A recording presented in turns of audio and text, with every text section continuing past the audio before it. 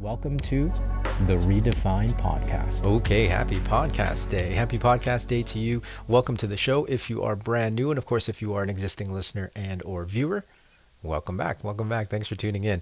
All right, so today I want to wrap up this this conversation thread that we've been having over the last handful of episodes. But I want to kick it off today by saying I want you to be true to yourself.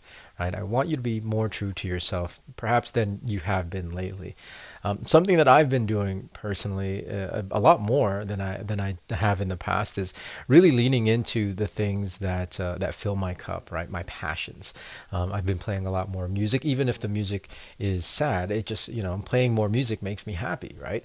I've been spending a lot more time outdoors. I'm spending a lot more time out on the vineyard now that the weather is getting nicer. I'm running a lot more, right? So like doing all these things that again are things that I love, things that my heart and my soul, my spirit crave, and things that fill my cup.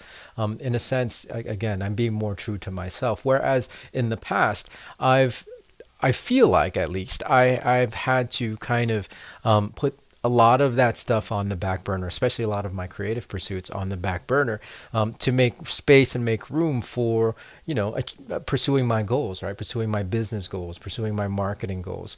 All well and good, because, I definitely had to prioritize those other things at that time. But now that I'm older, and I have a lot more time freedom, I'm really focusing a lot more on myself, right? Focusing on the things, again, that fill my cup. Really, really important, I think, for your overall health and well-being, for your mental health, especially. And that's why I wanted to kick this conversation off by saying, be true to yourself. Really embrace those things that fill your cup. Show up as much as possible. Show up as your authentic self in every situation, right? Whether it's at work, whether it's at home, whether it's around your friends, especially in your content, right? Content sometimes is one of the most difficult ones. We live in a world, I think, that can feel like it more and more wants to silence us into conformity. Right, on the social feeds, we see everybody's highlight reel, right? We see, a very, very curated version of their lives, and that can make us feel like we have to live up to certain standards. We have to conform to those certain standards. I mean, it's ancient human wiring, right? To stand out, to be unique, to be different, equates to risk, and risk equates to death, right? If you step away from the tribe, you single yourself out, then that presents a certain amount of risk. That programming is still there. It doesn't really serve a whole ton of purpose anymore, but it's still telling us and instructing us on how to behave in modern society. So I really want you to lean into being more authentically you, embracing that beautiful uniqueness that is you.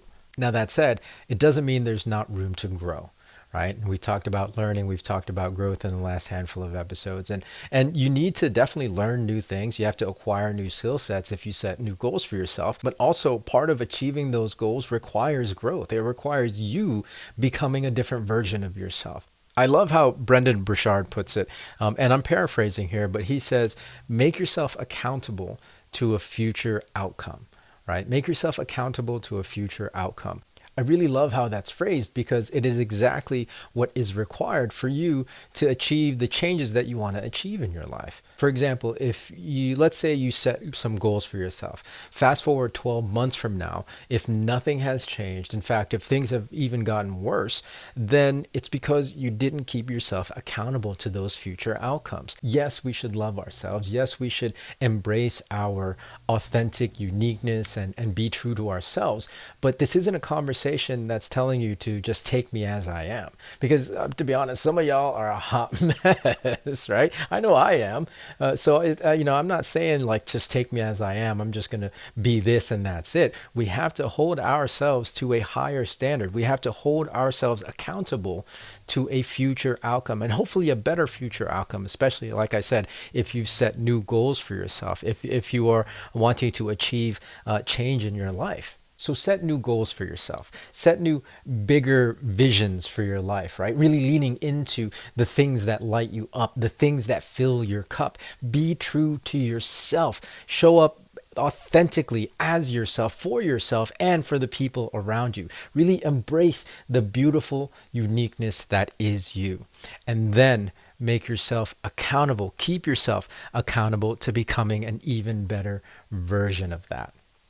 Okay, so that's my message for today. Let's really be true to ourselves and embrace who we are, our uniqueness, and also hold ourselves accountable to becoming an even better version of that. So hopefully that helps. Hopefully that makes sense.